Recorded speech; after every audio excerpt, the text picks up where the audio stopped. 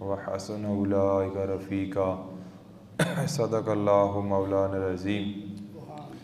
इन्नल्लाह व मलाइकतहु यसल्लूना अलन नबी या अय्युहल्लज़ीना आमनू सल्लु अलैहि व सल्लिमू तस्लीमा।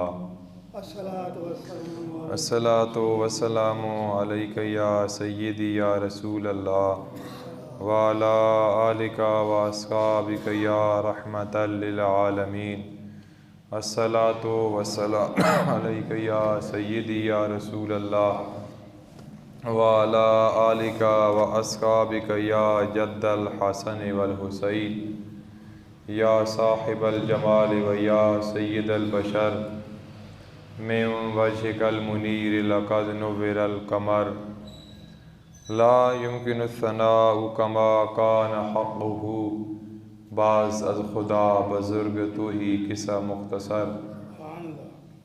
अल्लाह ताला का बेशुमार फ़ज़ल व करम है जिसने हम सब को बेशुमार नेमतों से नवाजा।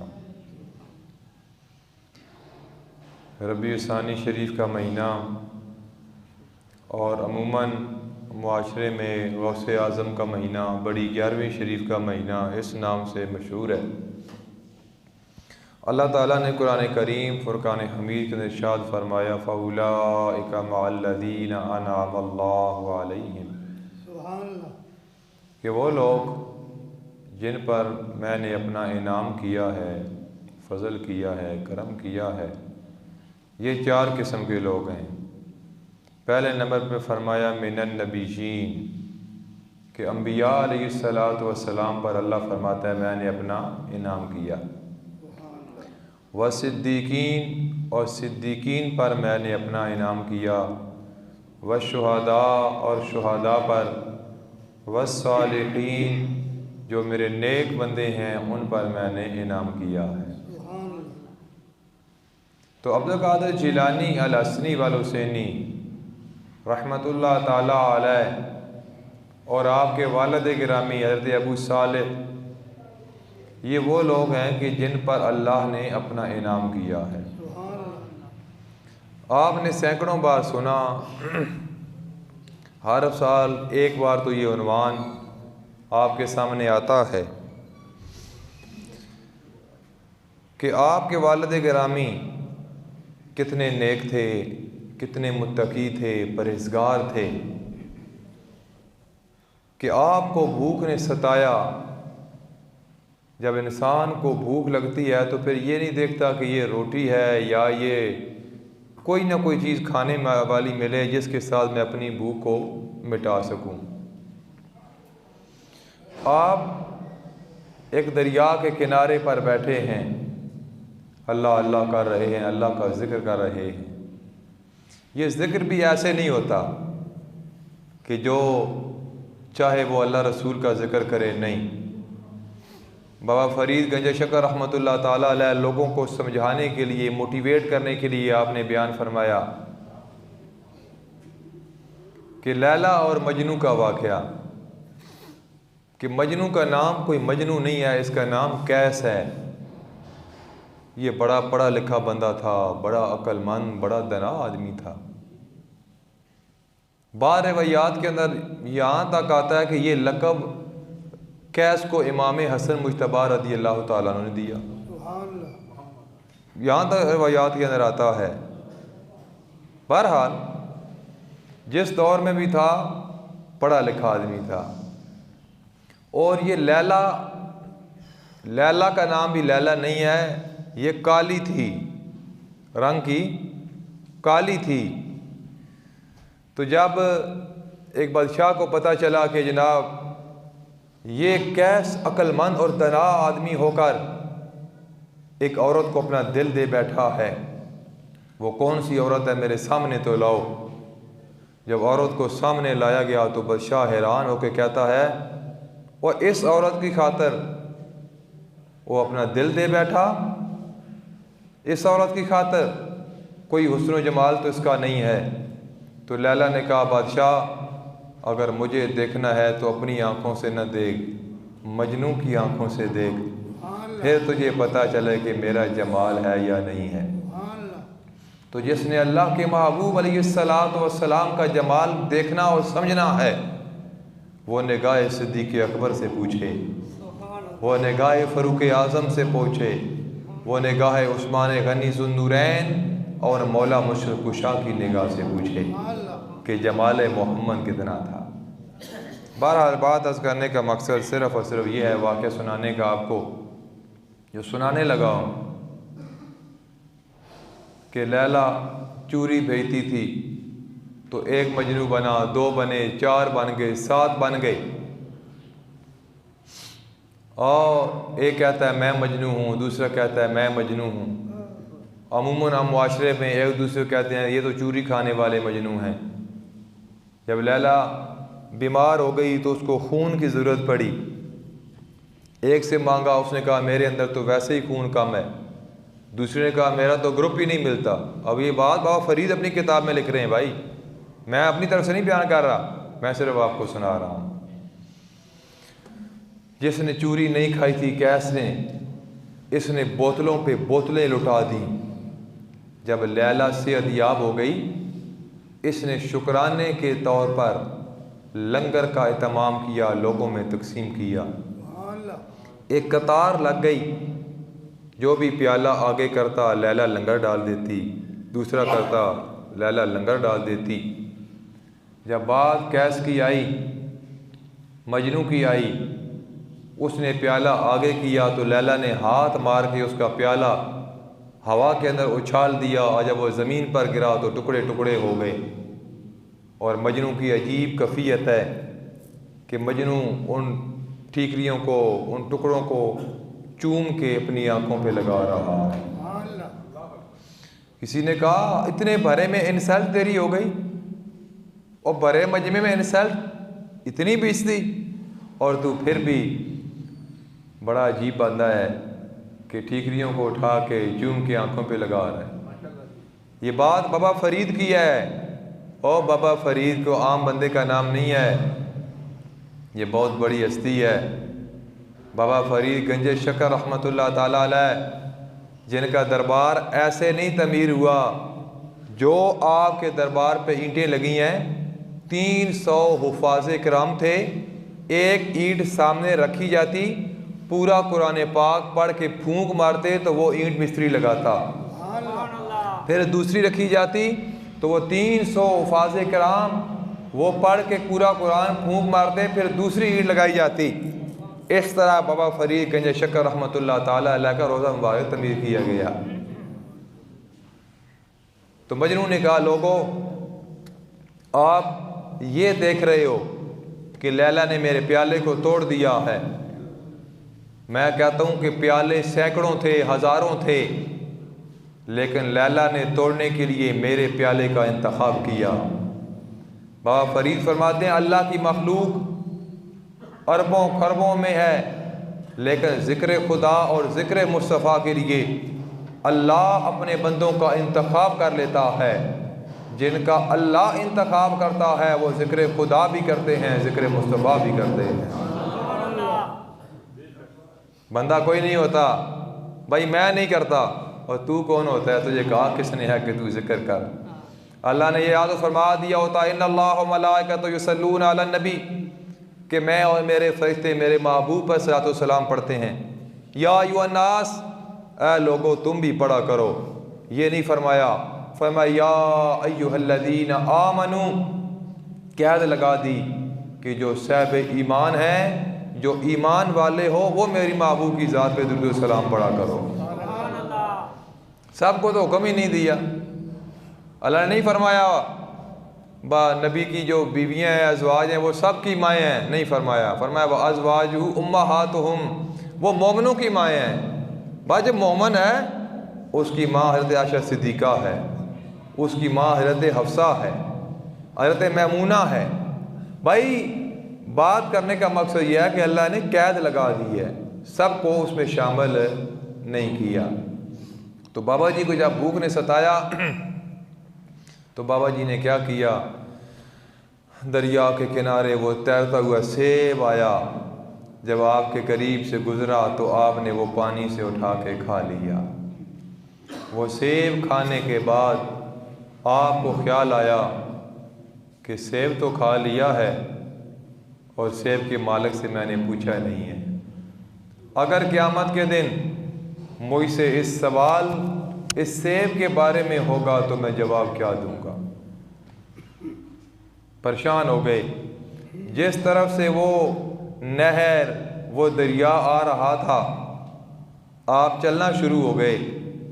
थोड़ा सफ़र किया तो देखा करीब ही एक दरख्त, एक बाग मौजूद है और सेब के दरख्त हैं, उसकी शाखें झुकी हुई हैं पानी की तरफ, और आप समझ गए कि जो मैंने सेब खाया है वो इसी बाग का है। आप कह सकते हैं सुभान अल्लाह। मैं और आप तो पता नहीं क्या क्या खाते हैं जी। बहनों का हक खा जाते हैं। अल्लाह कुरान में फरमाता है अपनी बेटियों को, अपनी बहनों को जायदाद में हिस्सा दो, वो हम नहीं देते। जहेज़ का हुक्म इस्लाम में नहीं है, ना बारात का है, वो हम बड़ा धूमधाम से करते हैं। जहेज़ 10 लाख का, 20 लाख का, जहेज़ में गाड़ी दे दी बेटी को, अल्लाह ने नहीं फरमाया गाड़ी दो, अल्लाह ने फरमाया जायदाद में हिस्सा दो, वो नहीं। और बारात देखें, इस्लाम में बारात का तस्वर ही नहीं है भाई, सिर्फ निकाह है और वलीमा है। और वलीमा के लिए बड़ी शरात है। अब मैं ये कैमरा ऑन है आपके सामने, मैं बात खुल के नहीं आज कर सकता, मेरी मजबूरियाँ होती हैं। प्रोफेसर साहब पढ़े लिखे बंदे हैं, इनको पता है। लेकिन अगर मैं शरई तौर पर यह बात आज कर दूँ तो नाराज़ ना होना। प्रोफेसर साहब मौजूद हैं कि वलीमा वो होता है जो शब ज़फ़ाफ़ के बाद होता है। कई लोग देहातों में अभी शादी हो रही होती है तो खाना अपने घर में खिला के कहते हैं हम बारात को लेके जा रहे हैं, हमारा वलीमा हो गया है। ये वलीमा नहीं होता। और उसके बाद मियाँ और बीवी का मिलाप ज़रूरी है। अगर खामन ने बीवी से जमा नहीं किया, मुबाशरत नहीं की, तो फिर भी आपका वलीमा नहीं है। वो खाना तो हो सकता है, वो वलीमा नहीं हो सकता। तो लिहाजा जब भी बेटियों की शादी करो तो बाप तो नहीं पूछ सकता, लेकिन माएँ पहले बेटियों से इशारतन बात कर रहा हूँ, पूछ के वो दिन रखा करो जब आपने शादी रखनी हो। शादी हाल वालों से पूछ के दिन न रखे करो, बच्ची से पूछ के और बच्ची की माँ से पूछ के शादी के दिन रखे करो। बात समझ आ गई है? इशारत है मेरी आपको, आप माशाल्लाह पढ़े लिखे बंदे हैं। बहरहाल मैं बात जो कर रहा हूँ, एक सेब ही था, क्या था भाई, खैर है, खैर है ना जी। लेकिन नहीं, अल्लाह फरमाता है फमन यामल मिस्काल ज़र्रतिन खैरिन यरा, जिसने एक ज़र्रे के बराबर इस दुनिया में रहकर नेकी की होगी मैं उसको जज़ा दूंगा। वमन यामल मिस्काल ज़र्रतिन शर्रिन यरा, जिसने एक ज़र्रे के बराबर बुराई की होगी उसको क़यामत के दिन सज़ा मिलेगी। एक हदीस के अल्फाज इमाम गज़ाली रहमतुल्लाह तआला अलैह लिखी कि पहाड़ों से भी हिसाब होगा, ये जो हवा चल रही है क़यामत के दिन इससे भी हिसाब होगा। और अगर दुनिया के अंदर सींग वाली बकरी ने उस बकरी को सर मारा होगा, पंजाबी रोटी बकरिया ने, तो क़यामत के दिन उससे भी हिसाब होगा। अगर उनसे हिसाब होगा तो फिर मुझे और आपको सोचना होगा कि हमने आखिरत की क्या तैयारी की है, क्या तैयारी की है। कोई तैयारी है? नमाज जुम्मे के दिन आते हैं 2 फ़र्ज़ पढ़ने, बाकी नमाज भी पूरी नहीं पढ़ते, वो तो हमारी पर वैसे माफ़ है। रोज़े आते हैं तो गोलियां दाएं जेब में और बाएं में, हम तो बीमार हैं, हम तो रोज़ा रख नहीं सकते। ज़कात हम कहते हैं नहीं यार इतने पैसे देंगे तो ये कम हो जाएगी। कौन सी तैयारी है? पड़ोसियों को तकलीफ़ देकर, माँ बाप को नाराज़ करके। हज़रत जुरैज जो थे, इमाम तिबरानी ने लिखा, जब घर से निकले ना अल्लाह अल्लाह करने के लिए जंगल में गए, हज़रत जुरैज अल्लाह की याद में पूरी रात गुजार देते हैं। 3 दिन गुजर गए, माँ को याद आई कि मेरा बेटा, माँ घर से निकली और गई, जाके जुरैज को देखा मुसल्ला बिछाया है, नवाफल पढ़ रहा है। सलाम फिरता है, देखता है माँ मौजूद है, अगले 2 नफल नहीं देता है। फिर देखा माँ मौजूद है, अगले पढ़ते पढ़ते पूरी रात गुजर गई। माँ इंतज़ार में रही, खाली वापस आ गई, शायद मेरे बेटे की कोई आज ख़ास रात होगी। दूसरे दिन माँ फिर गई। इमाम तिबरानी की हदीस जो सरकार ने मस्जिद नबी में जुम्मे पर सहाबा के सामने ये वाक़या सुनाया, वो वाक़या मैं आपको सुना रहा हूँ। कोई किस्सा कहानी नहीं है भाई, बात वहाँ पढ़ सकते हैं आप जाके। दूसरे दिन माँ गई, मैं अपने उन्वान की तरफ आ रहा हूँ, वक्त बड़ा थोड़ा है, तो वापस आ गई। तीसरे दिन भी बच्चा नवाफल ही पढ़ता रहा। वो साहबी वाला वाक़या कि साहबी रसूल नमाज़ पढ़ रहे हैं, सरकार ने आवाज़ दी तो वो नमाज ही पढ़ रहा है। जब पढ़ के सलाम फेर के हाज़िर हुआ, या रसूलल्लाह आपने बुलाया था, थोड़ी देर पहले मैं हाज़िर हो गया हूँ। तो अल्लाह के महबूब ने फरमाया, बुलाया पहले था, आ भरा है। या रसूलल्लाह मैं नमाज़ पढ़ रहा था। और फरमाया नमाज ही पढ़ता रहता है, कभी अल्लाह का कुरान नहीं पढ़ा? या अय्युहल्लज़ीना आमनुस्तजीबू लिल्लाहि व लिर्रसूल इज़ा दआकुम लिमा युहयीकुम वअलमू। ओ ईमान वाले आओ, जदों अल्लाह और अल्लाह का रसूल आपको बुलाए तो फ़ौरन हाज़िर हो जाया करो। यहाँ आप एक बात देखें, फिर क्या होगा? अल्लाह फरमाता है लिमा युहयीकुम, मैं आपको ज़िंदा कर दूँगा। वो जो आए हैं वो पहले ही ज़िंदा थे भाई, ज़िंदा बंदे को वादी आती है। तो यहाँ जुरेज दूसरी रात गुजर गई, तीसरी रात तो माँ ने हाथ उठा दिए, या अल्लाह जुरेज ने मुझे खाली लुटाया है, तू इसको अपनी बारगाह से खाली लुटा दे। तो जुरेज को फिर क्या हुआ? साथ ही माँ ने यह भी कह दिया कि इसको किसी फाहिशा औरत का चेहरा भी दिखा। जुरेज पर इल्ज़ाम लग गया कि इसने औरत के साथ बदफेली की और बच्चा पैदा हुआ है।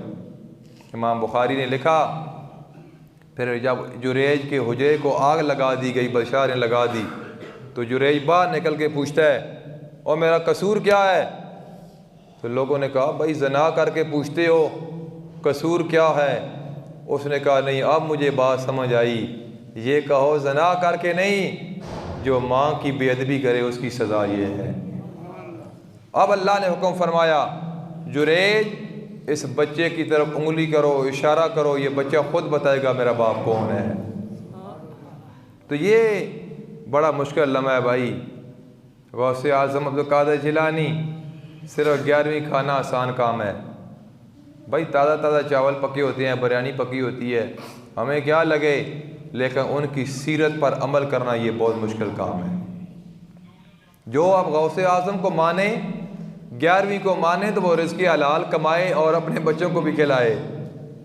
और किसी नहीं जाना कब्र तैयार, और कोई जाना सनार तैयार नहीं। एक ही हस्ती है, ज़हरा के बाबा जब कब्र में तशरीफ़ लाते हैं तो फिर ऐसी ज़िंदगी गुजारो कि जब फ़रिश्ते पूछें कि बता इस शख्सियत के बारे में तू दुनिया में क्या कहता था, तो सरकार फरमा दें कि इससे न पूछो, मैं मोहम्मद से पूछो, मैं इसके बारे में क्या कहता हूँ। नारे तकबीर, नारे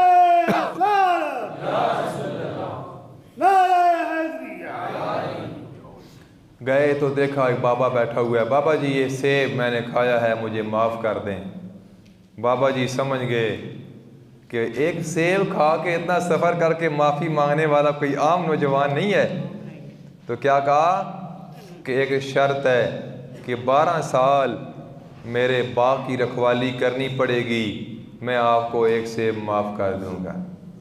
हम जब ईद आती है प्रोफेसर साहब, तो तकलीफ़ माँ को दी होती है, बाप को, बहन भाइयों को, पड़ोसियों को, तो मैसेज हम सोशल मीडिया पे कर रहे होते हैं, सॉरी सर मुझे माफ़ कर देना। ओ भाई जिन्होंने ज़्यादतियाँ कीतियाँ ने माफ़ी उन्होंने को जाकर मंगो। ये फेसबुक पर नहीं माफ़ी होती, या व्हाट्सएप या स्टेटस पर नहीं होती, उन्होंने को जाकर माफ़ी मनो। जिन्होंने ज़्यादतियाँ कीतियाँ ने, जिन्होंने जीना आराम किया ने, उन्होंने को जाकर मंगो। फेसबुक तो सुन किस माफ़ करना होए? फेसबुक तो पूरी कोई तो ऐसे अक्सर लोग जो मुसलमान ही नहीं, किस को माफ़ी मांग रहे हो तुसी? जिन्होंने ज़्यादतियाँ कीतियाँ उन्होंने को जाकर माफ़ी मंगो। बात समझ आ रही है? बहरहाल तो बंदा कह सकते हैं ना जी कि बस सॉरी सर सेब खादा माफ़ करने करो, वरना अल्लाह दे हवाले, मैं आग छोड़ सा अल्लाह ताला माफ़ी मांग छोड़िए, उसकी तक कौन है। क्या ख्याल हो सकता है ना जी? 12 साल कौन बाग दी गोडी करा है? आपने फरमाया मुझे ये शर्त मंजूर है। 12 साल बाग की रखवाली की, 12 साल। जब 12 साल का अरसा पूरा हो गया तो फिर हाज़िर हुए। बाबा जी अब मेरा वो सेब वाला मामला, वो एक गलती माफ़ हो गई है। मुस्करा पड़े, मुस्करा के कहा बेटा एक शर्त और है, अगर वो भी कबूल कर लो तो मैं आपको सेब माफ़ कर देता हूँ। और असा तो वैसे सेब लेने पता नहीं होंगे कि नहीं, चाह के 2-4 खा छोड़ने, असा अंगूर चेक करते करते बंदे पा खा छोड़ने, खजूर खा छोड़ने हैं जी। इसी तरह ही है ना, किसी से चीज़ उसके पूछे बगैर मत खाओ, मत खाओ। वो इब्राहीम बिन अदम वाला वाक़या बातों से बात निकलती है, लेकिन मैं आपको मोटिवेट करने का मकसद ये है कि इब्राहीम बिन अदम ख्वाब में देखते हैं एक फ़रिश्ता दूसरे से कहता है कोई ऐसा बंदा है कि जिसकी अल्लाह ने इबादत कबूल न की हो। तो दूसरा कहता है यार बलख के अंदर एक इब्राहीम बिन अदम नाम का बंदा है, 40 साल से अल्लाह की इबादत कर रहा है, अल्लाह कबूल नहीं कर रहा, रिजेक्ट कर रहा है, उसकी रद्द कर रहा है। फरिश्ता पूछता है उसका जुर्म क्या है। उसने कहा एक दिन रेड़ी वाले से चुहारे ले रहा था, एक चुहारा रेड़ी वाले का नीचे गिर गया, तो इब्राहीम बिन अदम ने अपना समझ के खा लिया कि शायद मेरा गिरा, तो 40 साल हो गए, अब इबादत कबूल नहीं हो रही। गलत फहमी में खाया, जानबूझ के नहीं खाया, गलत फहमी में खाया। फिर जनाब आप चल पड़े, वहाँ गए, देखा दुकानदार पे नौजवान बैठा है, पूछा यार यहाँ एक बाबा जी होते थे वो कहाँ गए। नौजवान ने कहा वो मेरे वालिद साहब थे, वो फौत हो गए, दुनिया से चले गए। अच्छा मैंने जनाब एक मरतबा यहाँ आया था, चुहारे ख़रीदे थे, एक चुहारा नीचे गिर गया था आपके वालिद का, मैंने अपना समझ के खा लिया था, मैं माफ़ी मांगने के लिए आया हूँ। उसने माफ़ कर दिया। फिर इब्राहीम बिन अदम गए, फिर ख्वाब में देखा फरिश्ता दूसरे को कह रहा है कि सुन, जिसकी अल्लाह ताला 40 साल से इबादत कबूल नहीं कर रहा था, आज उसने जाके उसके बेटे से माफ़ी मांग ली है और अल्लाह ने 40 साल की इबादत को अपनी बारगाह में कबूल कर लिया। अब बंदा तंग माँ बाप को करे, तंग पड़ोसियों को करे, जिसका जीना हराम किया है माफ़ी उसी से मांगे। फेसबुक पे माफ़ी नहीं होती, स्टेटस पे, सोशल मीडिया पर नहीं होती। भाई मैं अब आपसे मैंने ज़्यादती की है तो मेरा हक बनता है मैं आपके घर जाके माफ़ी मांगूं। बात समझ आ रही? एक सेब का ही मामला था ना भाई, कर देते। यहाँ तो इस मुल्क के अंदर लोग एक्सपायरी मेडिसिन जो होती है वो डब्बों से निकाल के वो जनाब ऐसे बेच देते हैं ताकि किसी को पता नहीं चले ये एक्सपायरी डेट है। भाई बात करने, यहाँ बड़े तरीके हैं खाने कमाने के। किसी आमल के पास चले जाओ, कोई हिसाब किताब करने वाला, उसने बाहर बंदा खड़ा किया होता है, कहता है मैं तो नहीं लेता, ये बाहर टोकन दे रहा है, इसको 100 रुपया दे दो। यानी 100 बंदा दिहाड़ी आया, 100 रुपये टोकन लिया तो 10,000 की दिहाड़ लग गई है। लोग समझ रहे बड़ा अच्छा बंदा तवीज़ धागा देना, फ्री ऑफ कास्ट करता है, जरा नमाज नहीं पढ़ता उसको फ्री तवीज़ दे रहा है जी। या डब्बा रखा होता है मस्जिद का, मदरसे का, 11वीं शरीफ का, मिलाद का, वैसे ही चलो मैं तो नहीं लेता जी, आपका हिसाब कर दिया ये वह फलाना, खुशी से इसमें डाल दो। तो जब शाम को जाते हैं तो वो डब्बा खोल के अपनी जेब में डाल लिया। भाई ये भाई बड़े तरीके हैं, लेकिन जिसके दिल में खौफ खुदा नहीं है वो बेशक मक्के में बैठे, मदीने में बैठे, कोई फ़ायदा नहीं है। जिस इंसान के दिल में खौफ खुदा है वो अगर झोंपड़ी में भी बैठा है वो बंदा दुनिया में भी कामयाब है, आखिरत के अंदर भी कामयाब है। एक सेब वाला मामला था, बेटा मेरी एक बेटी है, आँखों से मजूर है, कानों से मजूर है, हाथों से मजूर है, ज़बान से मजूर है, पाँव से मजूर है। आप उसके साथ शादी कर लो तो मैं आपको सेब माफ़ कर देता। आप कह सकते थे बाबा जी पहले तो 12 साल गोडी की थी, बाग दी बूटियाँ पानी पानी होए बाबे बैठे हो ना, तो लोग हूँ तो जदीद दौर आ गया, मोटर चलाना भी लोग समझते हैं कि भी मुश्किल है। ऑटोमेटिकली सिस्टम ला दो तो टैंकी खाली हो तो आपे मोटर चला तो आपे बंद हो जाए। तो जेडे पुराने बंदे मसीती जानते हो, जेडे खादम होंगे है ना गिरावां में भी, उन्हें डंडा जो रखे होंगे बांस जा, तो दूआ साइडा टीन होंगे घ्यो वाले इसरी आई साहब, तो वह पानी भर के आते तो घड़े पे होंगे मसीतां, वो दौर है। लाजमी गल है 12 साल गोडी की, कोई आसानी ना मोटर पानी नहीं लाया ना, क्या ख्याल है? कहते भाई माफ़ करना है बाबा जी कर दो वरना मैं जा रहा हूँ। ये आप शर्तों पे शर्तें लगा रहे हैं, लेकिन आपने एक निगाह उठाई, देखा कि ये दुनिया आर्जी है और हकीकत में ज़िंदगी वो है जो इसके बाद होगी। ये तो आर्जी है भाई। आपने कहा बाबा जी मुझे ये शर्त मंजूर है, आपका निकाह हो गया, आपने पहला कदम कमरे में रखा, हसीनो जमील लड़की कमरे में नज़र आई तो फ़ौरन वापस आ गए कि पहले तो सेब भी माफ़ नहीं हो रहा था, अब न जाने कोई और गलती तो नहीं हो गई। पूछा बाबा जी आपने जो निशानियां बयान की कि लड़की माजूर है, इसमें तो ऐसी कोई अलामत नहीं है, ये तो बड़ी हसीनो जमील लड़की है। आप मुस्कुराए, मुस्कुरा के फरमाया बेटा मैंने ये कहा कि मेरी बेटी आँखों से माजूर है, इसका कहने का मतलब ये था कि मेरी बेटी ने आज दिन तक अपनी निगाहों से किसी गैर महरम को देखा ही नहीं है। मैंने कहा कि मेरी बेटी कानों से माजूर है, इसका कहने का मकसद ये था कि मेरी बेटी ने आज दिन तक किसी गैर महरम की आवाज़ को सुना ही नहीं है।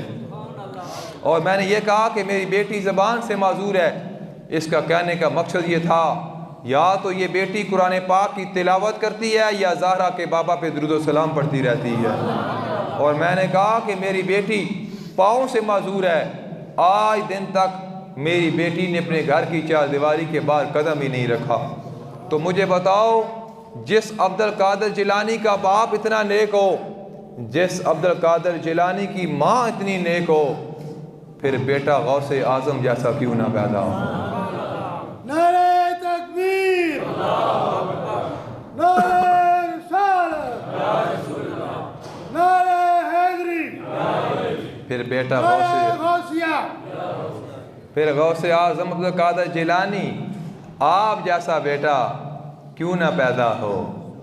गौसे आज़म फरमाते हैं कि मैंने ख्वाब के अंदर देखा कि नबी करीम सल्लल्लाहु ताला अलैहि वसल्लम तशरीफ़ ले आए और अल्लाह के महबूब अलैहिस्सलातु वस्सलाम ने मेरे मुंह में अपना लुआब दान मुबारक 6 मरतबा मेरे मुंह में डाला।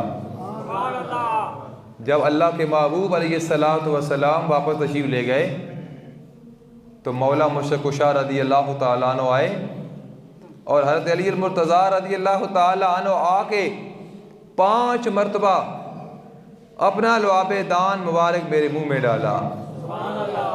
तो मैंने अर्ज़ की कि या मौला मुशफ़िक़ कुशा, अल्लाह के महबूब अलैहिस्सलातु वस्सलाम ने तो अपना लुआब दान मुबारक 6 मरतबा डाला है।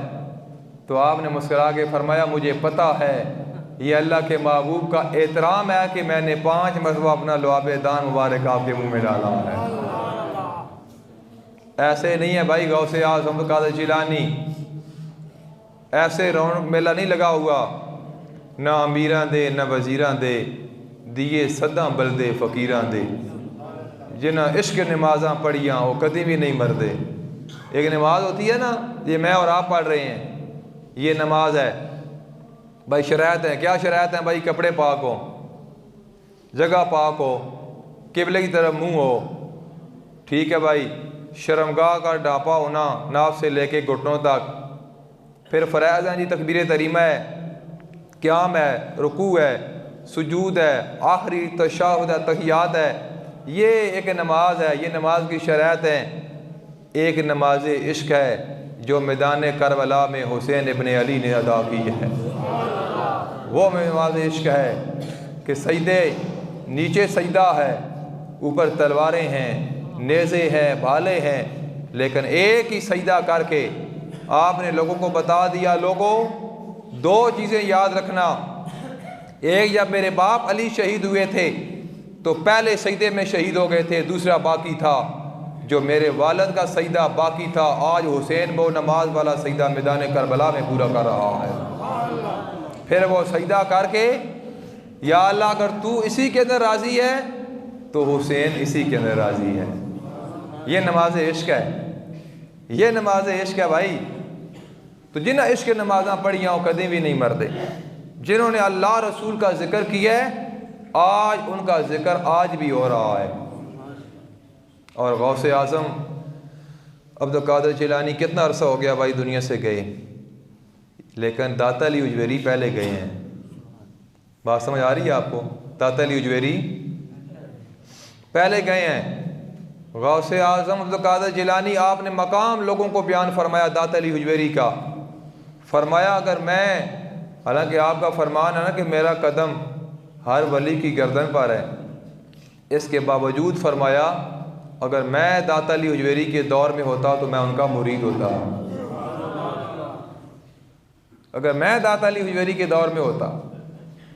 आपका और ख्वाजा गरीब नवाज का एक ही दौर था, और गौस इब्ने सका आपका क्लास फ़ेलो था, और अब्दुल्ला भी आपका क्लास फ़ेलो था। आप पढ़ते थे मदरसे के अंदर। आपने फरमाया दरस्तुल इल्म हत्ता सिरतु कुतबा, कि मैं इल्म पढ़ पढ़ के, इल्म पढ़ा पढ़ा के मैं कुतुब बन गया। भाई आपने के पास इल्म लदुन्नी था, आप पैदाशी वली थे, लेकिन इसके बावजूद आपने इल्म हासिल किया। इसके बावजूद आपने, आजकल लोग कहते हैं कि मौलवियों की शरीयत और है तो पीरों की शरीयत और है। मौलवियों की शरीयत है कि नमाज पढ़े करो, तो पीरों की शरीयत है कि नमाज की लोड़ ही कोई नहीं। कुत्ते बढ़ाई करो तो दान दौड़ाई करो, मेले लगाया करो, तो ये शरीयत है। असल में जो अल्लाह का नेक वली होता है वो नमाज का पाबंद होता है, वो शरीयत मुस्तफ़ा का पाबंद होता है। जो शरीयत मुस्तफ़ा का पाबंद नहीं वो अल्लाह का वली नहीं हो सकता। लेकिन लोग आप किसी आलिम दीन की बात सुनने के लिए तैयार नहीं। कोई जहल बंदा कह दे नमाज तो माज़अल्लाह इस्लाम में है ही नहीं, तो सारे कहेंगे वाकई ये ठीक कह रहा है, माज़अल्लाह इस्लाम में नमाज नहीं है। तो बात मैं ख़त्म करने तरफ आ रहा हूँ। अब्दुल्ला फरमाते हैं कि मैं गौसे आज़म और इब्ने सका तीनों क्लास फ़ेलो थे। हमें पता चला कि एक बंदा बड़ा अल्लाह का नेक है, शहर के बाहर रहता है, शौक़ पैदा हुआ कि जाके ज़ियारत करते हैं। तो इब्ने सका ने कहा कि मैं ऐसा सवाल करूँगा ना उस पर कि उसका दिमाग चकरा जाएगा, वो मेरे सवाल का जवाब नहीं दे सकेगा। अब्दुल्ला कहता है मैंने कहा कि चलो सवाल तो मैं भी मुश्किल करूँगा, देखते हैं कि मेरे सवाल का जवाब देता है या नहीं देता। तो अब्दुल कादिर जिलानी रहमतुल्लाह ताला अलैह ने फरमाया आपके अल्फाज ठीक नहीं हैं, अल्फाज आपके ठीक नहीं हैं। मैं वहाँ जाके ये हाज़िर होकर देखना चाहता हूँ कि मेरा रब मुझे फैज़ कितना देता है। जब हम तीनों गए, तालिब इल्मी का दौर था, तो इब्ने सका की तरफ उस गौस ने अचानक देखा और फरमाया इब्ने सका तू कहता है कि मैं ऐसा सवाल करूँगा कि मेरे सवाल का जवाब नहीं दे सकेगा।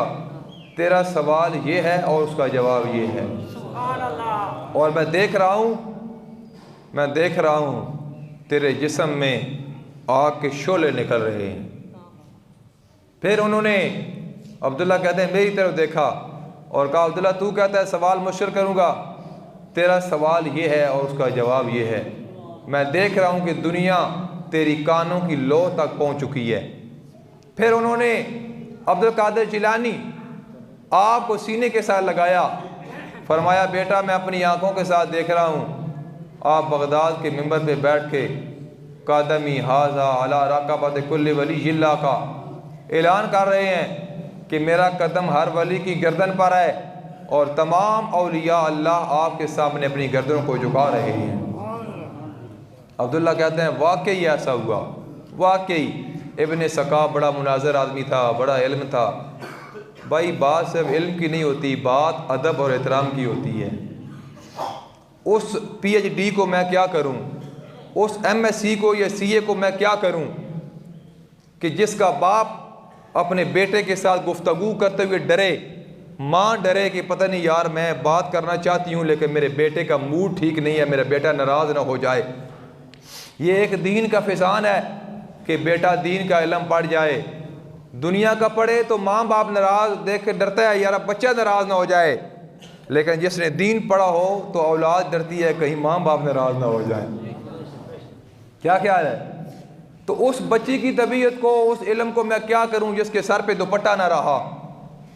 भाई दुपट्टा ना रहा, उस इल्म को हमने क्या करना है? इल्म तो वह है जो अल्लाह का नेक बंदा बना दे और मुस्तफ़ा करीम का पक्का और सच्चा गुलाम बना दे। हज़रत उमर ने क्यों फरमाया औरतों को सूरह नूर पढ़ाया करो?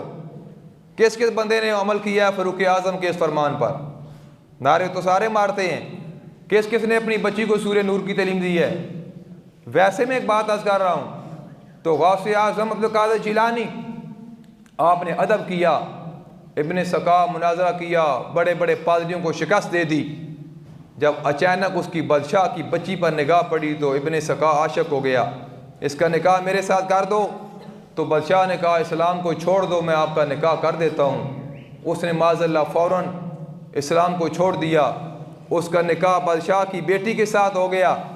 इधर निकाह होने की देर थी, अल्लाह ने उसके जिस्म में बीमारी पैदा कर दी।